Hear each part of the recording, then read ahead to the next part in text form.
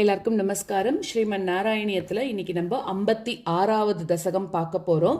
இதோட ராகம் பூத்தனா மோக்ஷ ராகம் அப்படின்னு சொல்கிறா.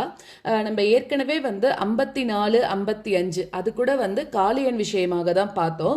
இப்போ 56 என்னன்னாக்க காளியனுக்கு பெருமாள் எப்படி அனுகிரகம் பண்ணுறார் அப்படிங்கிறத பார்க்க போகிறோம். ஏற்கனவே காளியன் எப்படி விஷத்தை கக்கித்து யமுனால அப்படின்லாம் பார்த்தோம். அந்த விஷம் எங்கெல்லாம் பரவித்து அப்படின்னு பார்த்தோம். அதுக்கப்புறமா இந்த தசகத்துல அந்த விஷத்தை கக்கின காளியன் மேல எப்படி பெருமாள் நர்த்தனம் ஆடுறார் அப்படிங்கிறத பார்க்க போறோம். ஸோ அதாவது தேவலோக பெண்கள் அவெல்லாம் ரொம்ப இனிமையா பாடின்னு இருந்தாலும் அப்போ நீ என்ன பண்ற அப்படின்னா, இப்ப பெருமாள் போயிட்டார் இல்லையா, அந்த காளியன் பாம்பு எங்க இருக்கு அப்படின்னு தேடி அங்க இருக்கக்கூடிய மக்கள் எல்லாரும் பார்க்கறா. ஆனா இந்த பாம்பு என்ன பண்றதுன்னா பெருமாள் அப்படியே ஃபுல்லா சுத்தின்றது இதெல்லாம் நம்ம பார்க்கிறோம். ஆனா இப்படி நீ அந்த பாம்பு மேல ஏறின உடனே அந்த தேவலோக பெண்கள் எல்லாம் ரொம்ப இனிமையா பாடுறாளாம். அப்ப நீ என்ன பண்ற, அந்த நர்த்தனம் ஆட ஆரம்பிச்ச உடனே நீ காதுல குண்டலங்கள் போட்டு இருக்கியோனோ, அதுவும் என்ன ஆடுறதான், பெருமாள் இப்படி டான்ஸ் ஆடும்போது காதுல போட்டு இருக்கக்கூடிய குண்டலங்கள் கூட நன்னா அசைஞ்சு அசைஞ்சு ஆடுறதாம். அப்படி அந்த குண்டலங்கள் அசைந்தாட ரொம்ப நாள் நீ அந்த பாம்பு மேல நர்த்தனம் ஆடின அப்படிங்கிறது முதல் ஸ்லோகம். அடுத்தது, இப்ப நீ என்ன பண்ற தெரியுமா, அதாவது அந்த பாம்பு இப்படி தண்ணியில இருக்கு, நிறைய படங்கள் இருக்கு இல்லையா, அதுக்கு ஒன்னொன்னுத்தையா மேல தூக்குறது, அதாவது ஒன்னு மேல போறது ஒன்னு கீழே வருது, ஒன்னு மேல போறது ஒன்னு கீழே வருது. அப்படியே அந்த பாம்பு பயத்துல ஆடின்னு இருக்கு. பெரும்பாலும் என்ன பண்றாருன்னா அது மேல டான்ஸ் ஆடின்னு இருக்க. அப்போ என்ன பண்றதுன்னா, எந்தெந்த தலைகள் உன்னை வணங்கிட்டோ அந்தந்த தலைகள் எல்லாம் நீ விட்டுட்ட அப்படிங்கிற. அதாவது பெருமாள் ஒரு காலை மேல ஒரு காலை கீழே வைக்கிறாருல்ல, அப்ப உன்னோட திருவடி உன் திருவடி பட்டு எந்த படம் கீழே இறங்கித்தோ அதை விட்டுட்டாராம். ஏன்னா தலை குனிஞ்ச மாதிரி ஆயிடுறது இல்லையா பெருமாள் கிட்டக்க. ஸோ அதனால சரணாகதி பண்ற மாதிரி ஆயிடுத்து அப்படின்னு அந்த பெருமாள் அந்த படங்களை விட்டுட்டாராம். ஆனா இன்னும் கொஞ்சம் மேல மேல ஏறி வரும் பார்த்தேலா தலைகள்லாம், அதெல்லாம் அழுத்தி கீழே தள்ளி விட்டுட்டார் அப்படின்னு சொல்றான். அதாவது உன்னை வணங்காம மேல மேல வந்த தலைகளை உன்னோட திருவடி தாமரை மலர்களால நீ என்ன பண்ற, கால் என்னமோ மிதிச்சுன்னு இருக்கு, கை அங்க தாளம் போட்டுண்டு அழகா ஆடின்னு இருக்கான். ஊரே பயப்படுறது அந்த காளியன் பாம்புக்கு. இங்க கிருஷ்ணர் என்ன பண்ணிட்டு இருக்காருன்னா, அழகா அந்த பாம்பு மேல ஏறிண்டு கையில தாளம் போட்டுண்டு மாறி மாறி தன்னோட 2 திருவடி தாமரைகளால மிதிச்சு ரொம்ப நேரத்துக்கு நர்த்தனம் பண்ணி விளையாடின அப்படின்னு சொல்றது 2வது ஸ்லோகம். 3வது ஸ்லோகத்துல என்ன சொல்றான்னா, உன்னோட திருவடிகளால அதாவது நசுக்கப்பட்டதுனால அதுக்கு என்ன ஆயிடுதான், படங்கள்லாம் தொங்கி போயிடுதான். அப்போ கழுத்துல இருந்து ரத்தம் பொங்கி வருதான்.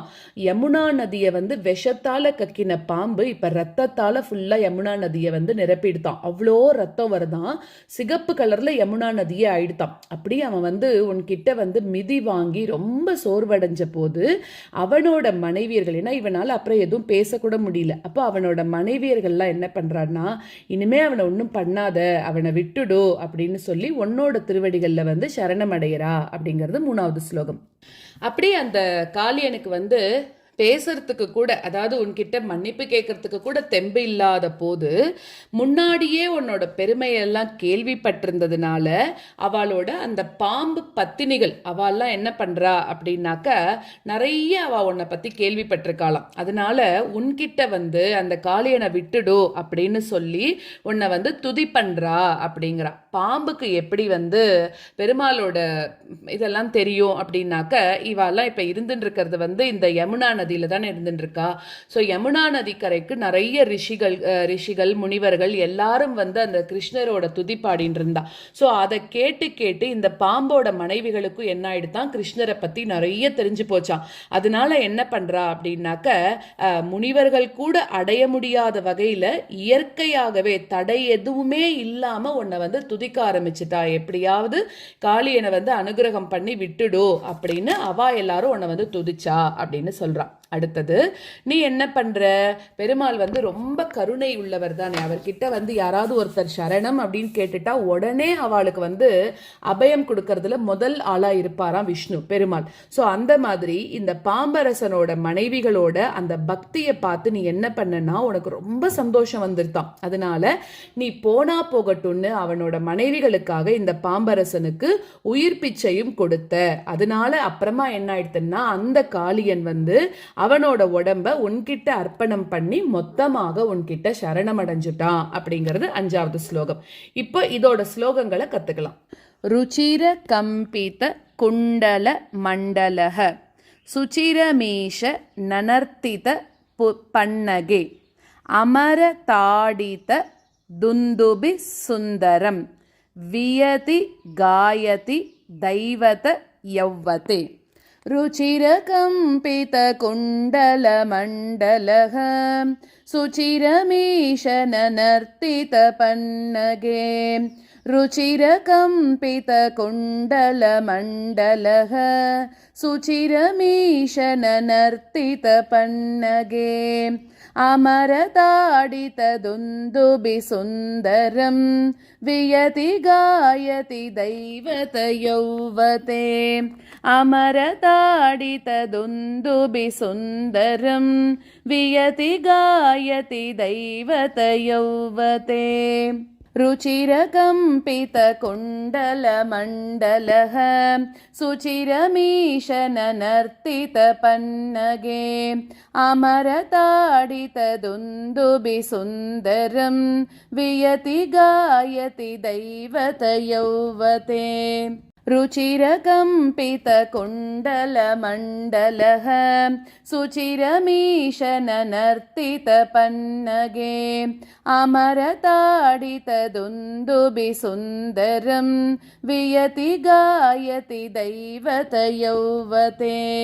நமதி யத்யதமுஷ்ய சிரோஹரே பரிவிஹாய ததுன்னதமுன்னதம் பரிமதன் பதபங்கருஹா சிரம் வியஹரதாஹ் கரதால மனோகரம்.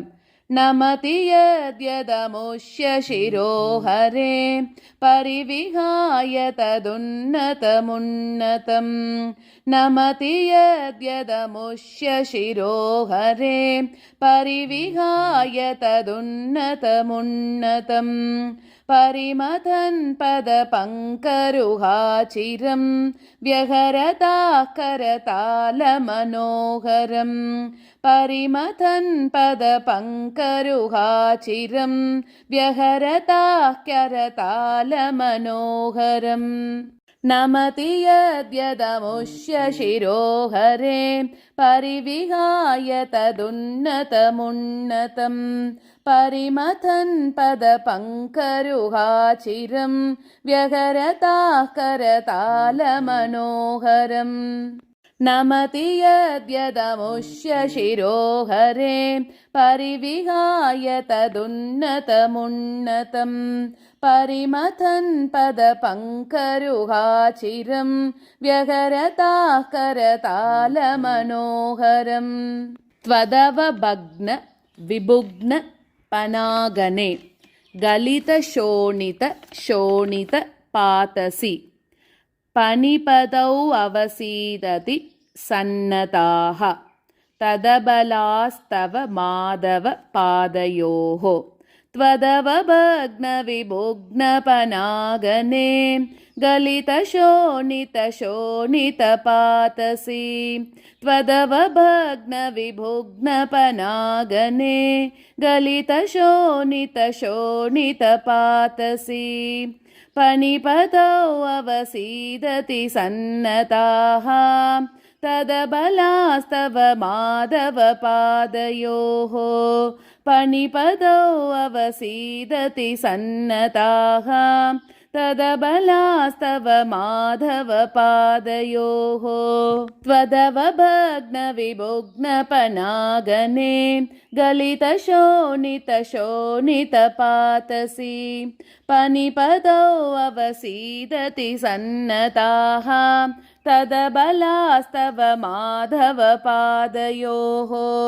த்வதவபக்ன விபுக்ன பனாகனே கலித சோணித சோணித பாதசி பனிபதௌ அவசீததி சன்னதாஹ ததபலாஸ்தவ மாதவ பாதயோஹ.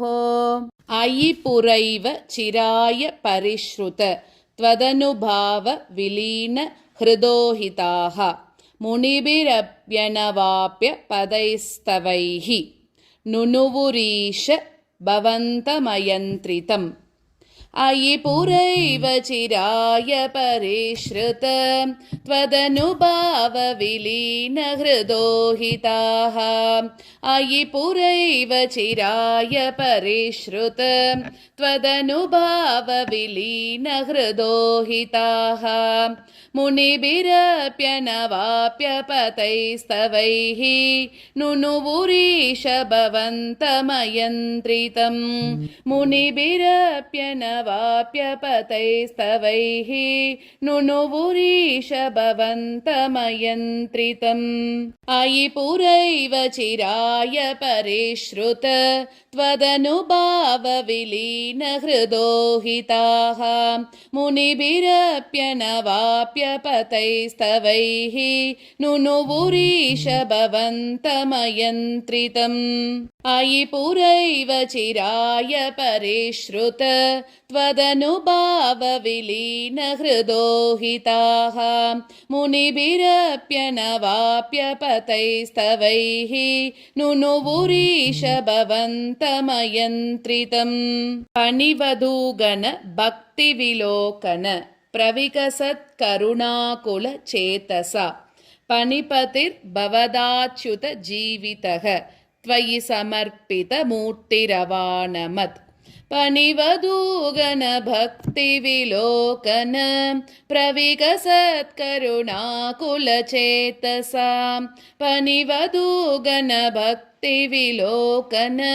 प्रविकसत्करुणाकुलचेतसा पणिपतिर्भवताच्युत जीवितः त्वयि समर्पितमूर्तिरवानमत् पणिपतिर्भवताच्युत जीवितः त्वयि समर्पितमूर्तिरवानमत् पणिवधूगण भक्तिविलोकन प्रविकसत्करुणाकुलचेतसा पणिपतिर्भवताच्युत जीवितः त्वयि समर्पितमूर्तिरवानमत् पणिवधूगण भक्तिविलोकन प्रविकसत्करुणाकुलचेतसा पणिपतिर्भवताच्युत जीवितः त्वयि समर्पितमूर्तिरवानमत्